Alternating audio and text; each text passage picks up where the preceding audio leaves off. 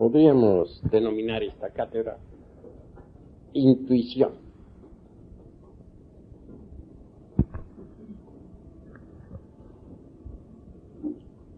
Ante todo, hemos de empezar por la base, el hombre.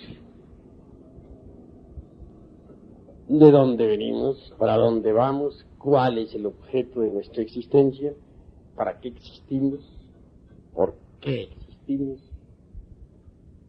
He ahí una serie de interrogantes que debemos aclarar y resolver.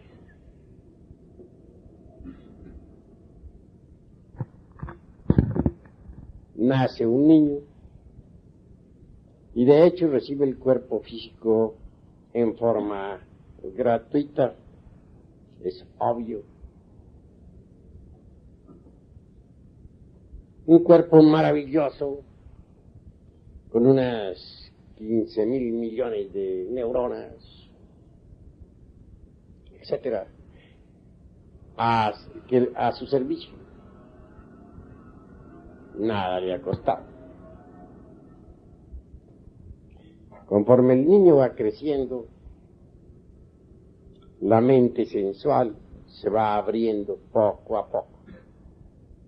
Y esta última en sí misma y por sí misma se informa mediante las percepciones sensoriales externas. Y es precisamente con los datos aportados por tales percepciones como la mente sensual elabora siempre sus conceptos de contenido, motivo por el cual ella jamás puede saber algo sobre lo real. Sus procesos razonativos son subjetivos, se mueven dentro de un círculo vicioso, el de las percepciones sensoriales externas. Eso es obvio. Ahora comprenderán ustedes un poco mejor lo que es la razón subjetiva en sí misma. Más allá de hacerse una plena diferenciación entre razón subjetiva y razón objetiva. Es obvio que el niño tiene que pasar por todos los procesos educacionales, kinder, primaria, secundaria, prepa y hasta universidad. La razón subjetiva se nutre con todos los datos que las distintas instituciones escolásticas le aportan. Es en verdad que ningún instituto docente podría dar al niño o al joven o al adolescente datos exactos sobre eso que no es del tiempo, sobre eso que es lo real. En verdad, hermanos, que las especulaciones de la razón subjetiva vienen a conducir, pues, al intelectual, al terreno absurdo, dijéramos, del utopismo, o en el mejor de los casos, de las simples opiniones de tipo subjetivo, etc. Mas nunca a la experiencia verdadera de eso que no es del tiempo, de eso que es la verdad.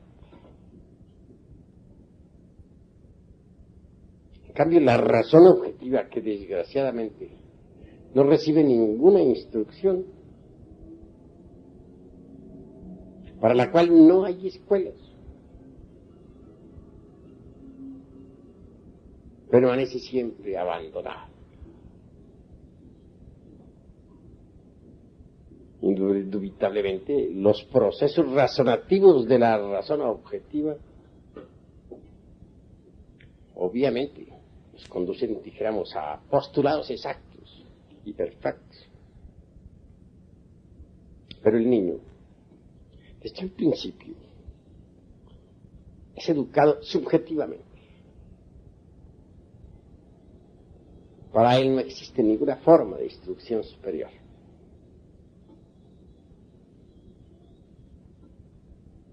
Los datos de los sentidos aportan a la mente subjetiva del adolescente, a la mente sensual, dijéramos.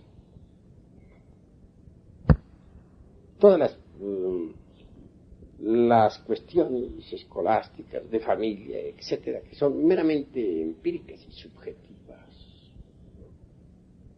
Y eso es lo lamentable.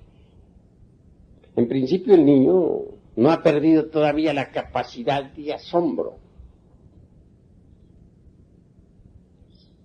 Obviamente se asombra ante cualquier fenómeno.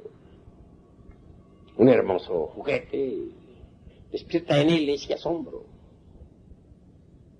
Y se divierten los niños con sus juguetes.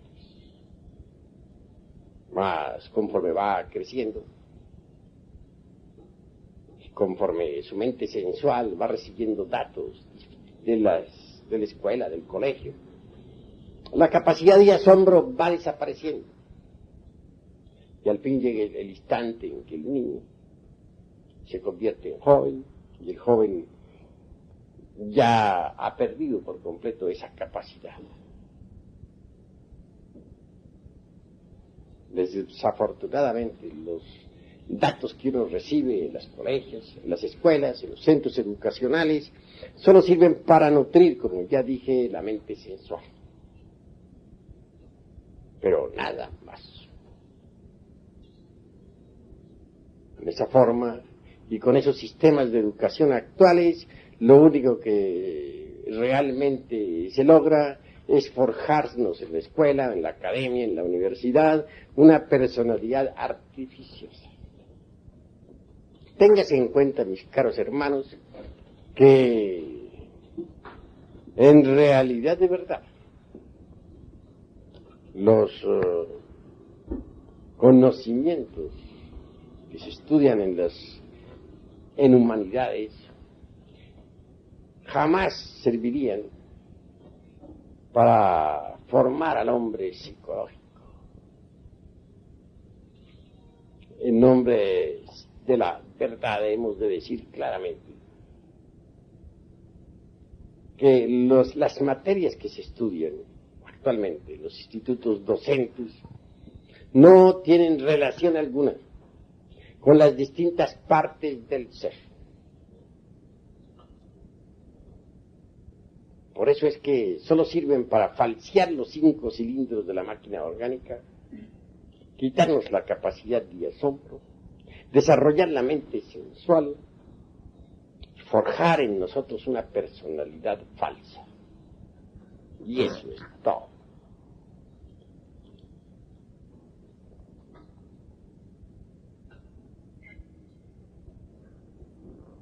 Así pues que se entienda claramente que la mente sensual en forma alguna podría producir en nosotros una transformación radical. Es conveniente entender que la mente sensual, muy culta que parezca, nunca podría sacarlo a uno del automatismo y de la mecanicidad en que se encuentra toda la gente, todo el mundo.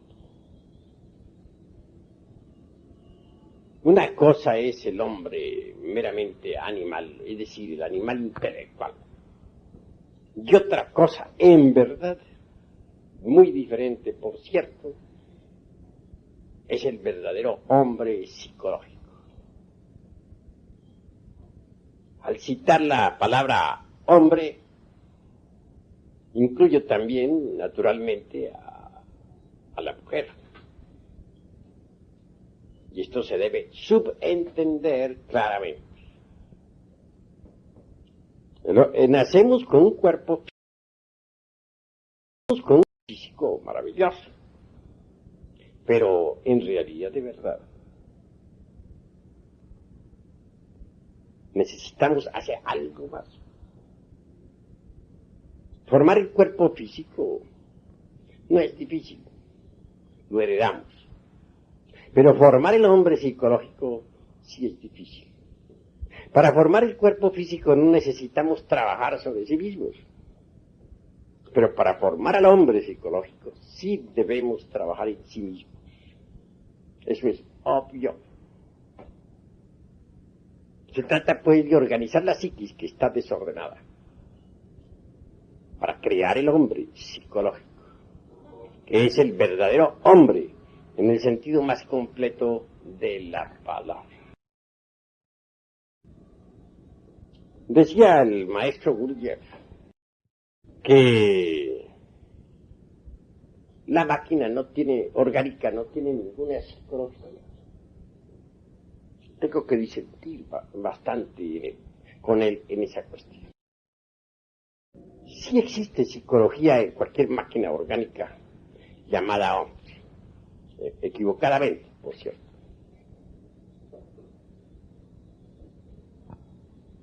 Lo que sucede es que está desorganizada. Esto es distinto.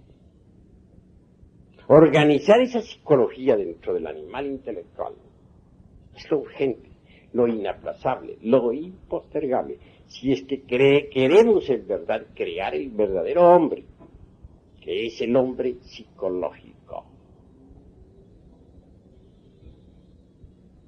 Distínguase pues entre el animal intelectual, equivocadamente llamado hombre, y el verdadero y auténtico hombre psicológico. Nosotros necesitamos trabajar sobre sí mismos, si es que queremos crear a tal hombre. Sin embargo, hay lucha en nosotros. La mente sensual es enemiga declarada de la mente superior. La mente sensual se identifica con cualquier circunstancia. Si, por ejemplo, de pronto nos hallamos en el píparo banquete, nos identificamos tanto con las viandas que nos convertimos en glotones. Si se nos brinda una copa, nos identificamos tanto con el vino que terminamos embriagos. Si encontramos en nuestro camino una persona del sexo opuesto, fascinante, interesante, nos identificamos tanto con aquella que al fin terminamos nosotros de fornicarios o convertidos simplemente en adúlteros. En estas circunstancias, y de este modo, no es posible crear al hombre psicológico. Si por alguna parte hemos de iniciar el trabajo de crear al hombre psicológico,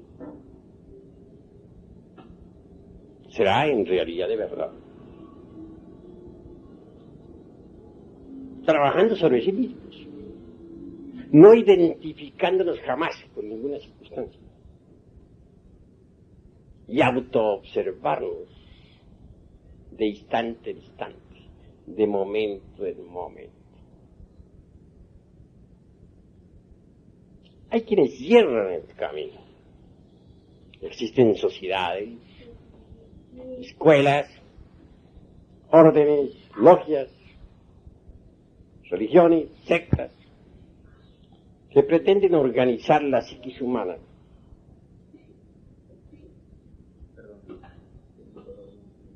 ¿Cómo? Es muy normal. Pretenden organizar la psiquis humana mediante ciertas máximas que llamaríamos de oro. Comunidades que pretenden mediante tal o cual máxima comportarse en todas las circunstancias de la vida, a fin de conseguir algo que ellos llamarían purificación, santidad, etcétera.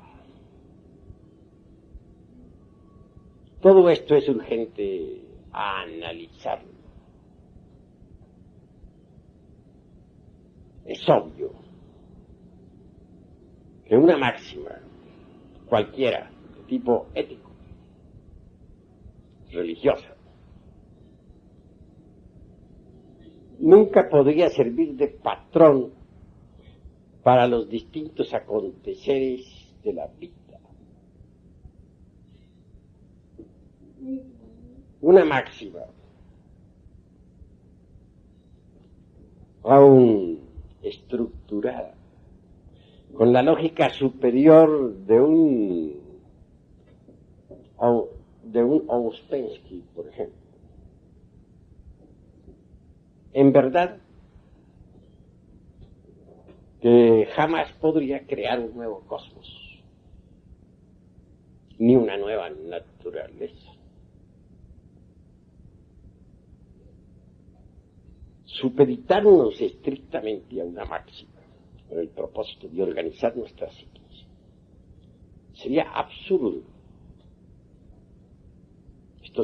Esto significaría convertirnos en esclavos, obviamente.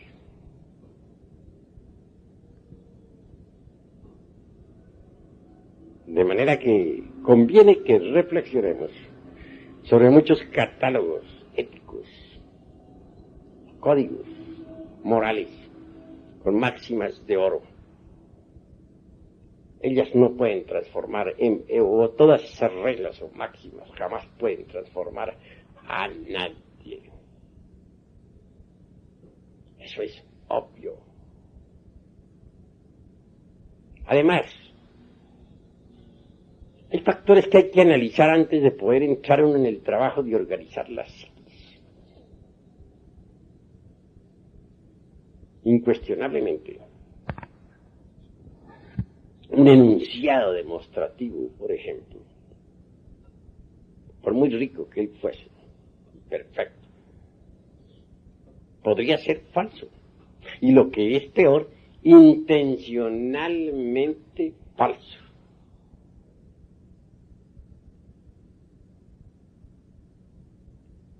Así que, al intentar nosotros una transformación de sí mismos, tenemos que volvernos un poco más individuales. No quiero decir egoístas. Subentiendas esto como aprender a pensar mejor y en una forma más independiente y perfecta. Que muchas sentencias sagradas, máximas de oro, como ya dije, aforismos que todo el mundo considera perfectos, realmente no podrían servir de patrón de medida para conseguir una transformación auténtica y una organización de la psiquis dentro de nosotros. Se trata de organizar la psiquis interna. Y tenemos que salir de tantos racionalismos de tipo subjetivo e ir, como se dice, al grano, a los hechos. Afrontar nuestros propios errores, como son. No querer nunca justificarlos. No tratar de huir de ellos. No intentar disculparlos. Se necesita que nos volvamos más serios en la analítica. Tenemos que ser, dijéramos, más juiciosos, más comprensivos.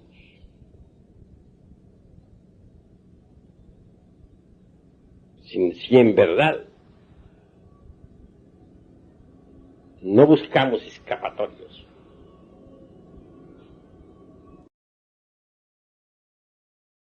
entonces sí, podemos trabajar sobre sí mismos para conseguir la organización del hombre psicológico y dejar de ser meros animales intelectuales como hasta ahora somos.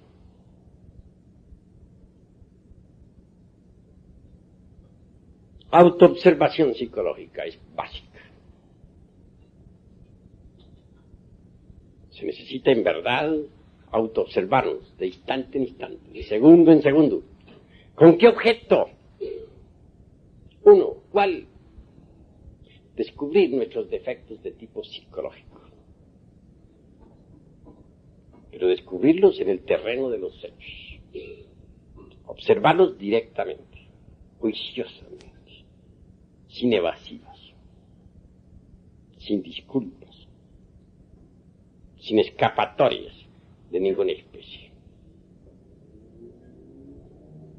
Una vez que un defecto ha sido debidamente descubierto, entonces, y solo entonces, podemos nosotros comprenderlo. Y al intentar comprenderlo, debemos, repito, ser severos consigo mismos. Muchos cuando intentan comprender un error, lo justifican, o lo evaden, o lo esconden de sí mismos. Y eso es absurdo. Hay también algunos hermanitos gnósticos que al descubrir tal o cual defecto en sí mismos, comienzan con su mente, dijéramos, teorética, a hacer especulaciones. Y eso es gravísimo, porque como ya dije, lo repito, hasta ahora, en este momento, las especulaciones de la mente meramente subjetiva van a desembocar forzosamente en el terreno del utopismo. Eso es claro. Sí, pues, si se quiere entender un error, las especulaciones meramente subjetivas deben ser eliminadas. Para que sean eliminadas se necesita haber observado el error directamente. Solo así, mediante una correcta observación, es posible corregir la tendencia a la especulación.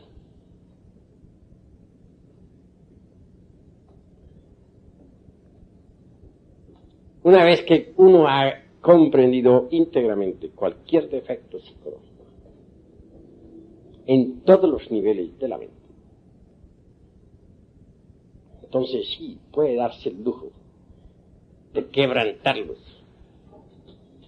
de desintegrarlos, de reducirlos a ceniza, a polvareda cósmica.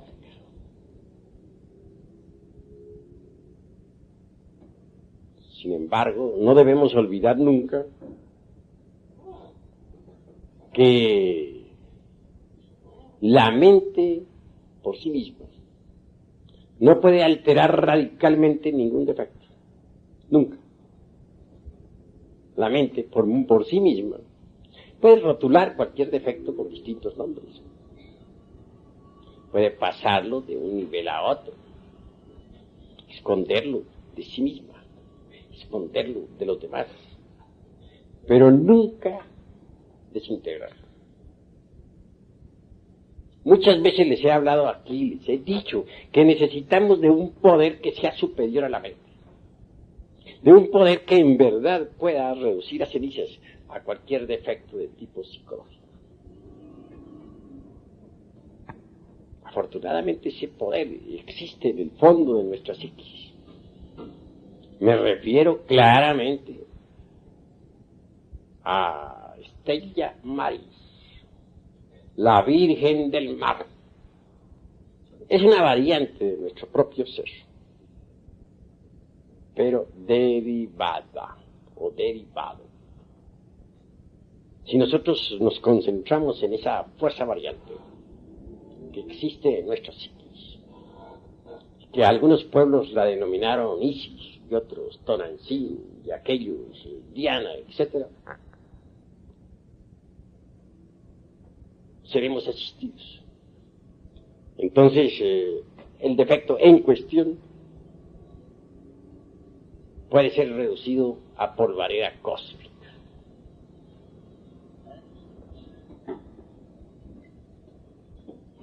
Cualquier agregado psíquico, viva personificación de tal o cual error, una vez que ha sido desintegrado, libera algo. Eso se llama esencia. Es claro que dentro de cualquiera de esas botellas, conocidas como agregados psíquicos, existe esencia o conciencia anímica enfrascada. O sea, al quebrantarse este o aquel error, el porcentaje de esencia allí depositado o embotellado es liberado. Cada vez que un porcentaje de esencia búdica es liberada, aumenta de hecho y por derecho propio el porcentaje de conciencia. Y así conforme nosotros vamos quebrantando los agregados psíquicos, el porcentaje de conciencia despierta se irá multiplicando. Y cuando la totalidad de los agregados psíquicos sea reducida a cenizas, la conciencia habrá despertado también en su totalidad.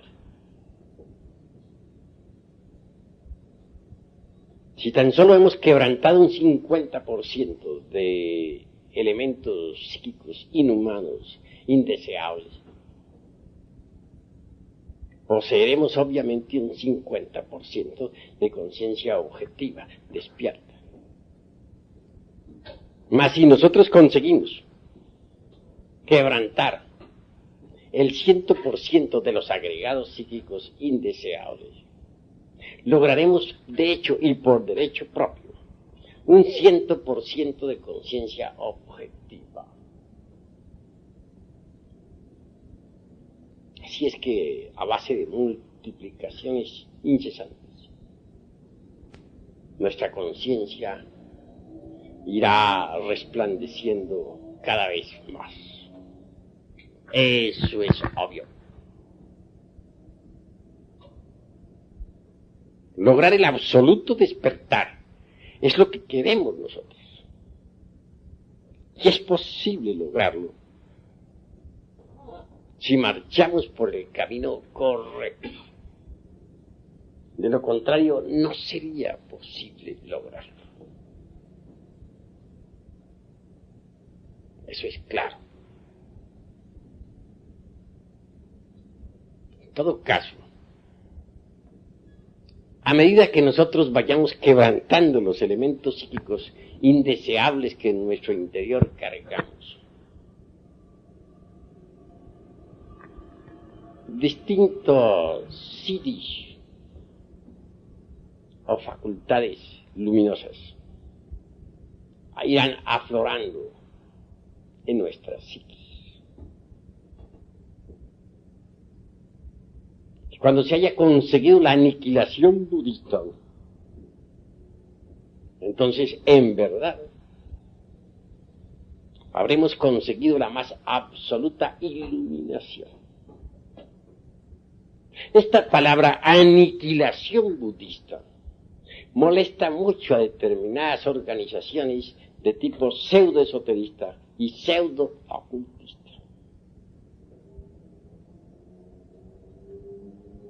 A nosotros, en vez de fastidiarnos tal palabra, nos agrada realmente conseguir el 100% de conciencia es algo anhelable.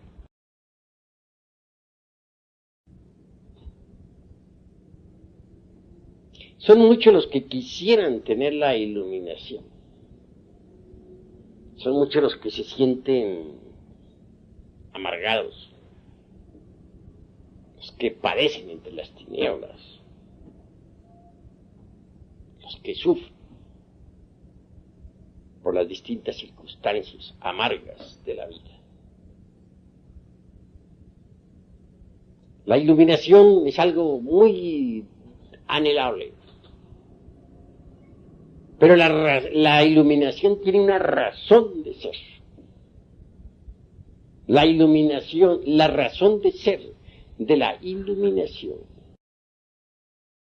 es el Dharma Dhatu. Esta palabra de tipo sánscrito sonará un poco extraña a los oídos de los aquí presentes. Dharma Dhatu viene de su raíz Dharma, químicos indeseables que en nuestro interior cargamos.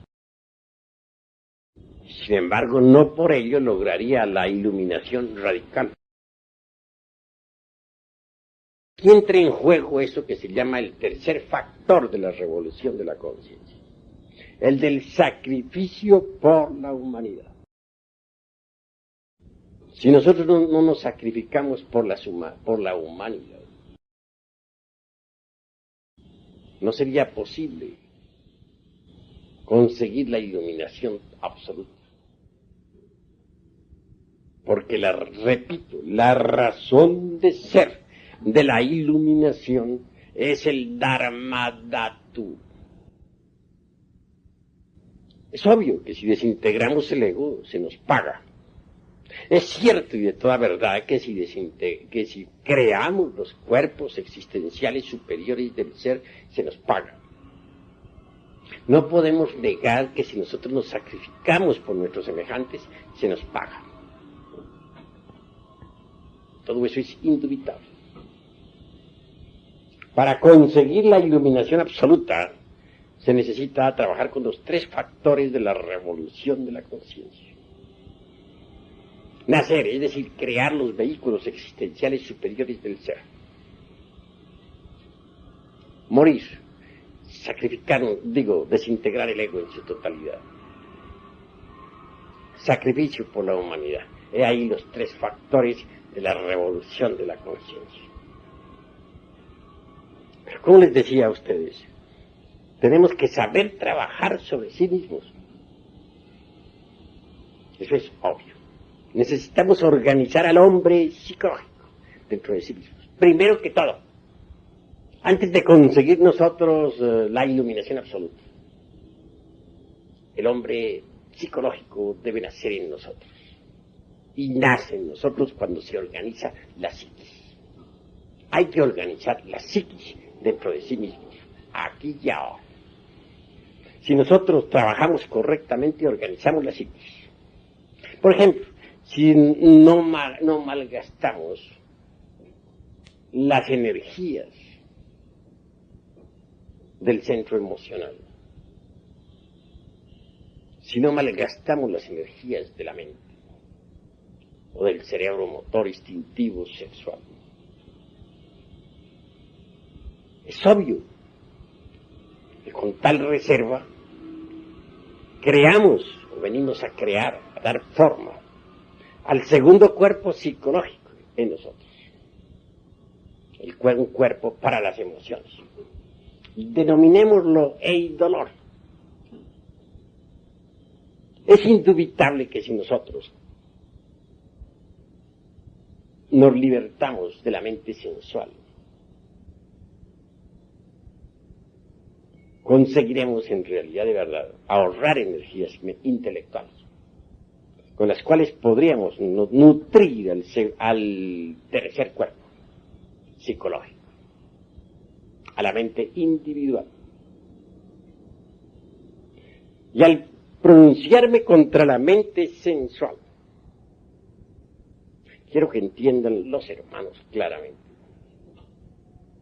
que no dejó de reconocer la utilidad de la mente sensual y que necesitamos vivir en perfecto equilibrio, saber manejar la mente superior y saber usar la mente sensual.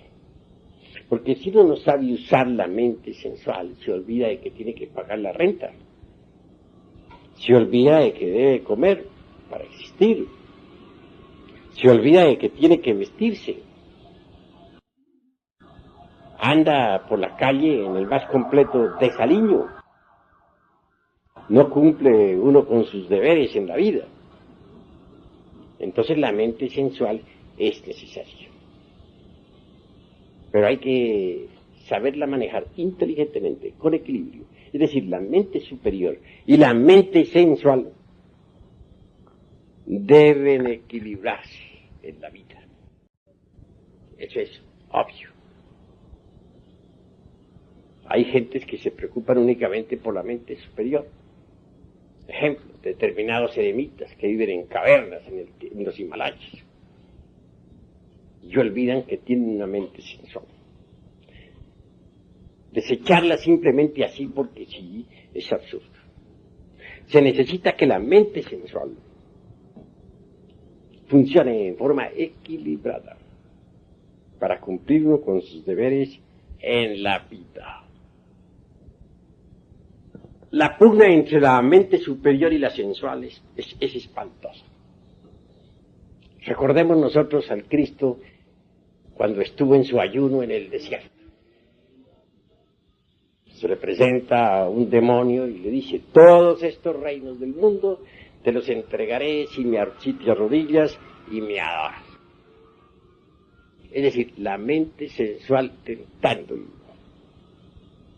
Y responde la mente superior diciendo: Satán, Satán, escrito está, al Señor tu Dios adorarás y a Él solo obedecerás. No se dejó Jesús dominar por la mente sensual.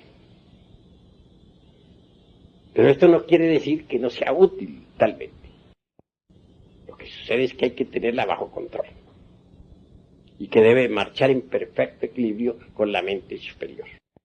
Al tratar de organizar al hombre psicológico, obviamente sucederá una pugna espantosa entre las dos mentes, la superior o psicológica y la sensual. La mente sensual no quiere nada que se relacione con la mente superior. La mente sensual goza cuando se identifica con una escena de lujuria, o cuando se identifica con un acontecimiento doloroso en la calle, o cuando se identifica con una copa de vino, etc. La mente psicológica se opone violentamente. Voy a ilustrar esto con un ejemplo. Iba de pronto en un carro. Alguien conducía el automóvil. Marchamos por el carril izquierdo de una calle. Por el carril derecho, una dama conducía otro carruaje. De pronto, sucede que el carruaje que conduce a aquella dama cambia de dirección. Intenta meterse a un supermercado. Es obvio que yendo por la derecha debía quebrar para alguna parte para meterse en el supermercado. Si el supermercado hubiera estado a su derecha, pues se hubiera metido hacia la derecha, pero desafortunadamente estaba a su izquierda. Y el carril izquierdo estaba ocupado por el carruaje en que nosotros viajábamos. No le importa a aquella dama absolutamente nada y definitivamente quiebra hacia la izquierda, claro, viniendo a chocar con el carruaje en el que nosotros íbamos. Los daños no fueron graves, fueron mínimos para aquel buscar aquel otro carro. Pero aquí viene lo interesante. Como quiera que en el carro en que viajara mi insignificante persona,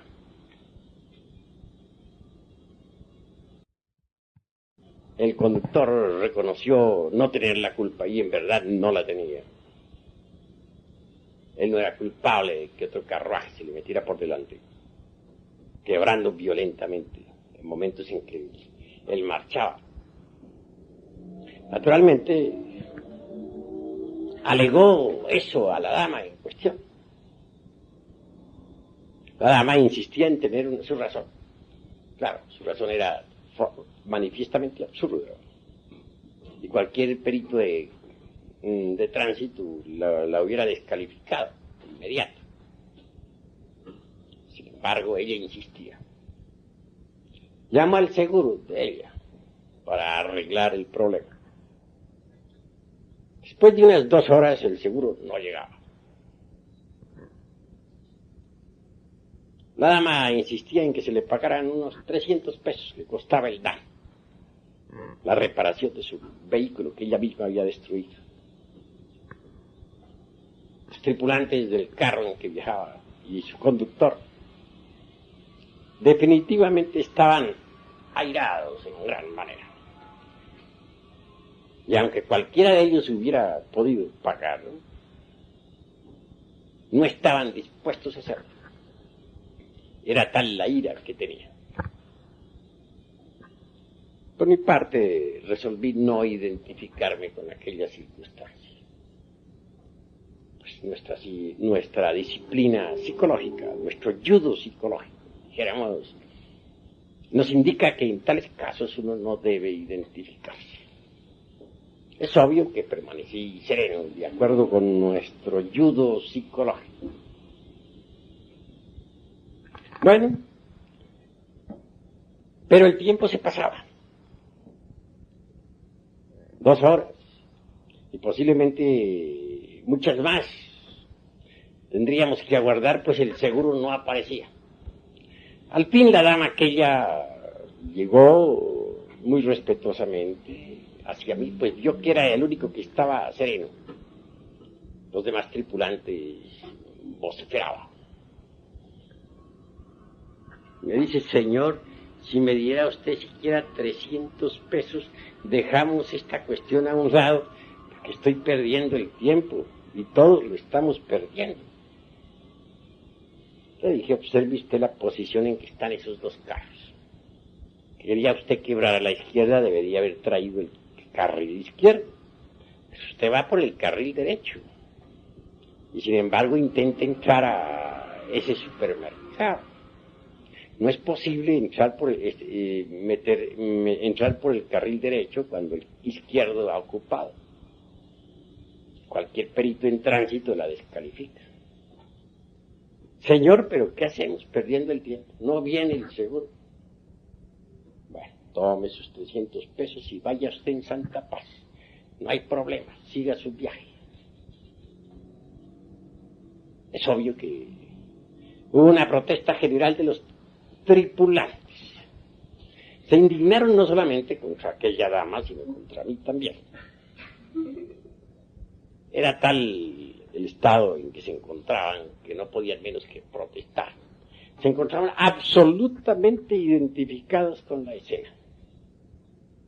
Y claro que a mí me calificaron de tonto, etcétera, etcétera, etcétera, y otras tantas yemas.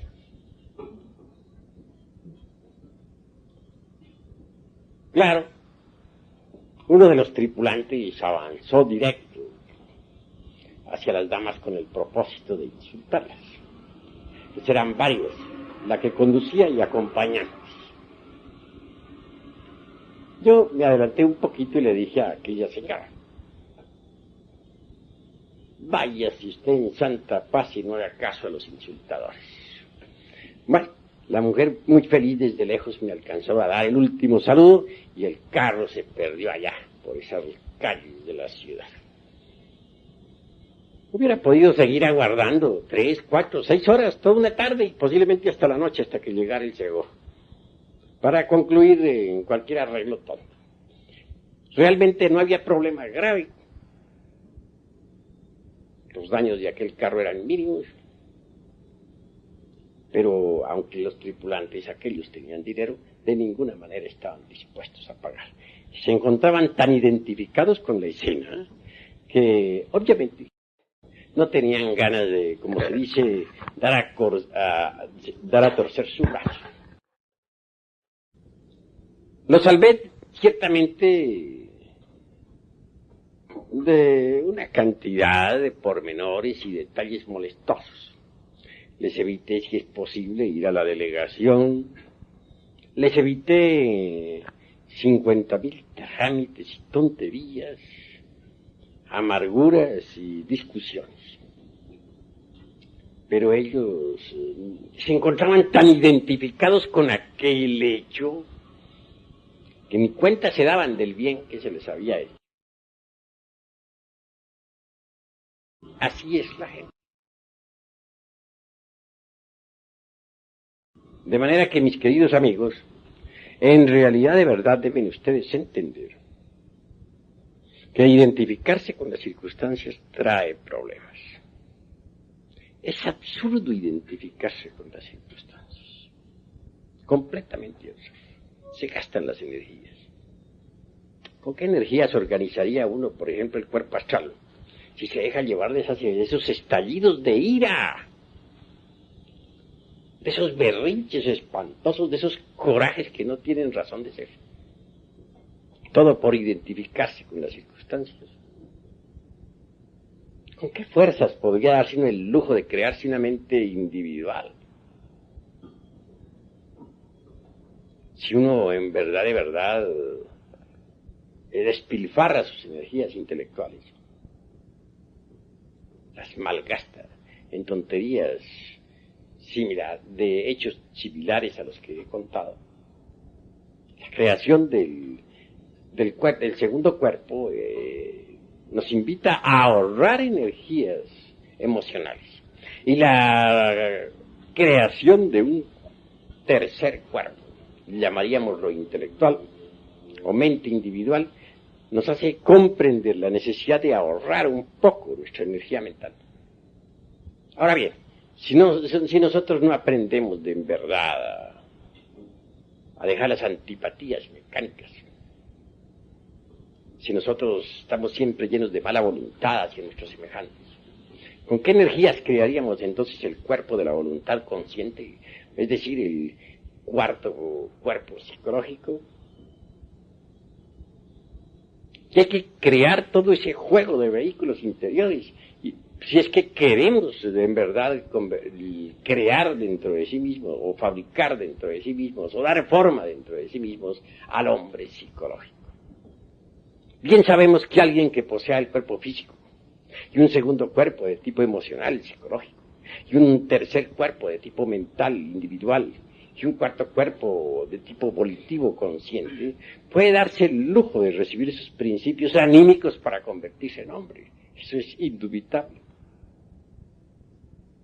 Pero si uno verdaderamente malgasta sus energías motrices, vitales, emocionales, mentales, volitivas, identificándose con todas las circunstancias de la vida, etc., pues es obvio que nunca podrá organizar esos cuerpos psicológicos en nosotros, tan indispensables para que dentro de sí mismos aparezca el hombre.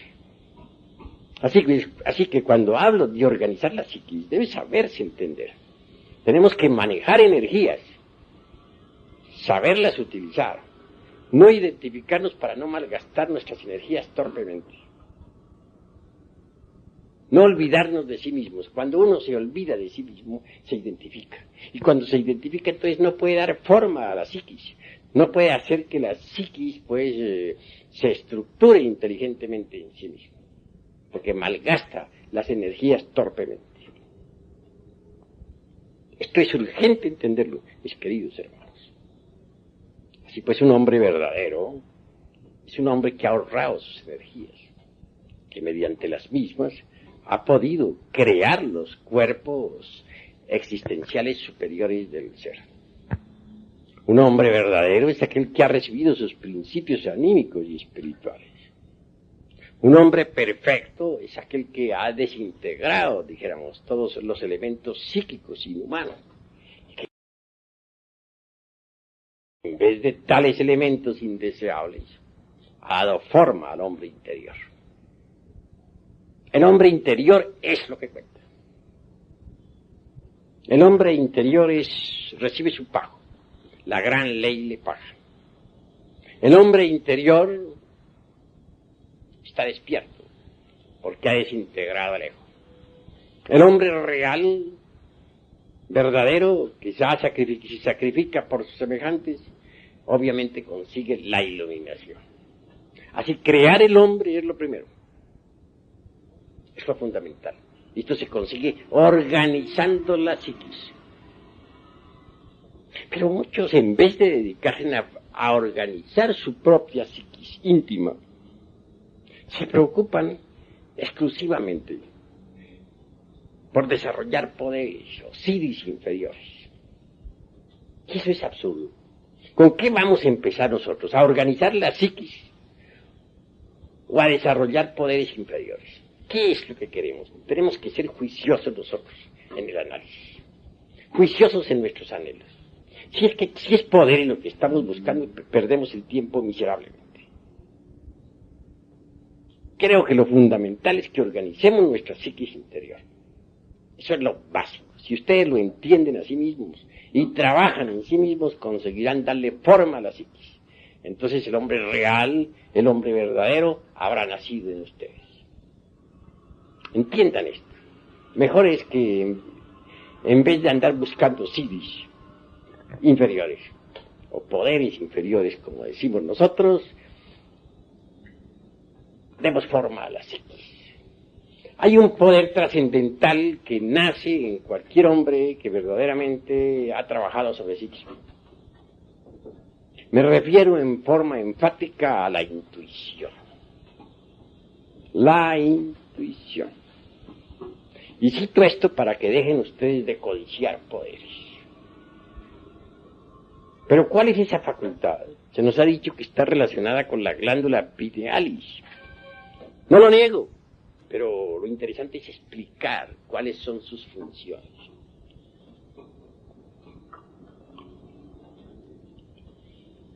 ¿Cómo definiríamos la intuición? Percepción directa de la verdad sin el proceso deprimente de la opción. Bueno, está buena esa forma de definir, pero la encuentro muy incipiente. La usan todas las escuelitas, por ahí de tipo pseudoesotérico y pseudo-ocultista.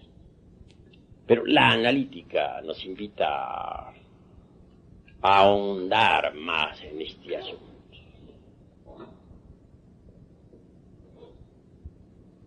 ¿Qué es la intuición?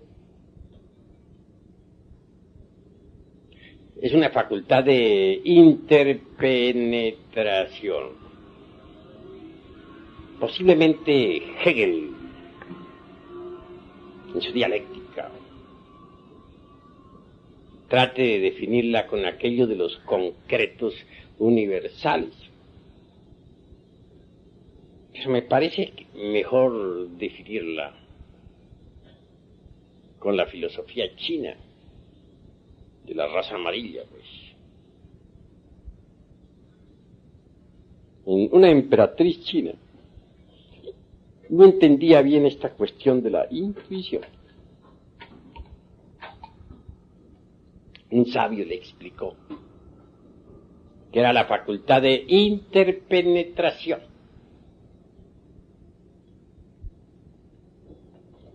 Está correcta esa definición, pero ya no la entendí. Entonces el sabio trajo una veladora encendida y la colocó en el centro de un recinto. Y a su alrededor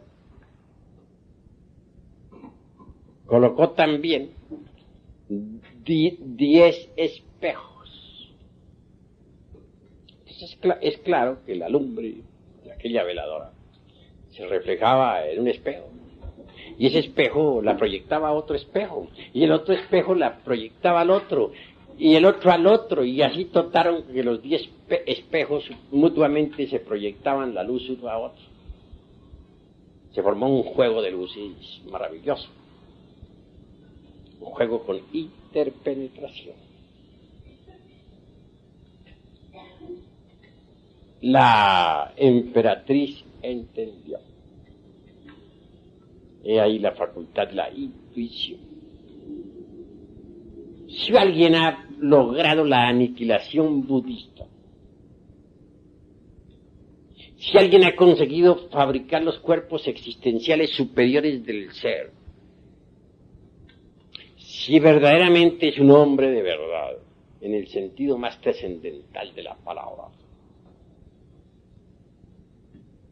entonces la facultad de interpenetración será en él un hecho. Téngase en cuenta que uno está contenido en el cosmos. Mejor dicho, uno es una parte de un todo. Dentro del microcosmos, hombre, hay mucho, existe mucho, y sin embargo la totalidad de uno no es sino una parte del todo. Ya sabemos que, por ejemplo, dentro del ayocosmos, o sea, el infinito, está contenido el macrocosmos. Dentro del macrocosmos, que es la Vía Láctea, está contenido, ¿qué es? El deuterocosmos, sistema solar.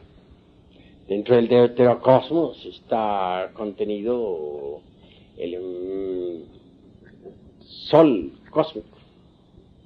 Y dentro de este está contenido, pues, el cosmos tierra, el mesocosmos.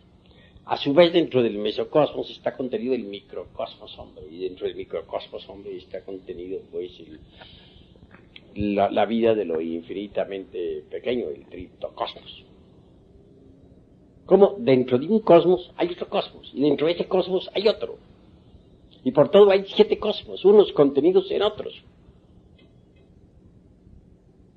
De manera que dentro de nosotros hay un cosmos inferior. Eso es claro, el triptocosmos. Y un cosmos superior. Es claro, el mesocosmos. Es decir, nosotros estamos entre un cosmos superior y un cosmos inferior. Estamos también muy relacionados. Que nuestros padres pues nos dieron origen. A su vez de nosotros devienen los hijos, los nietos. Todos estamos interpenetrándonos mutuamente. Así la interpenetración es una ley perfectamente definida por la dialéctica de Hegel, con sus famosos conceptos que ya he dado forma, que ya he explicado. Indubitablemente, mis queridos amigos, la existencia de un mundo cualquiera, su nacimiento, su desarrollo y muerte, queda reflejándose también dentro del hombre verdadero, que ha logrado la aniquilación budista. Entonces, puede decir, bueno, conozco la historia de ese planeta. Todo el Mahamvantara puede reflejarse en la uña de un hombre auténtico. Y reflejarse con tanta exactitud que el Buda ese no ignore nada. Todo lo que pueda suceder a una nación puede reflejarse en la psiquis de un hombre que ha pasado por la aniquilación budista. Y reflejarse con tanta precisión, con tanto detalle, que claro, no llegue a ignorar ni el más insignificante acontecer. Así pues, deduzcan ustedes, o infieran de lo que he dicho, lo que es la intuición, la facultad de interpenetración. Si conseguimos que toda la historia de esta galaxia se refleje en nosotros, ¿Ignoraríamos algo, por ejemplo, en relación con la galaxia? Claro que no. La galaxia, con todos sus procesos, puede reflejarse en nuestra psiquis, con tanta naturalidad, mis queridos hermanos, como la veladora aquella del ejemplo que he puesto, que se reflejaba en los espejos, en los 10 espejos que sirvieron para ilustrar a la emperatriz. Si todas las criaturas pueden reflejarse en la psiquis de un Buda de contemplación, porque este ya no tiene agregados psíquicos inhumanos que desintegrar, entonces de hecho, consigue mediante la intuición eso que podríamos definir como omnisciencia.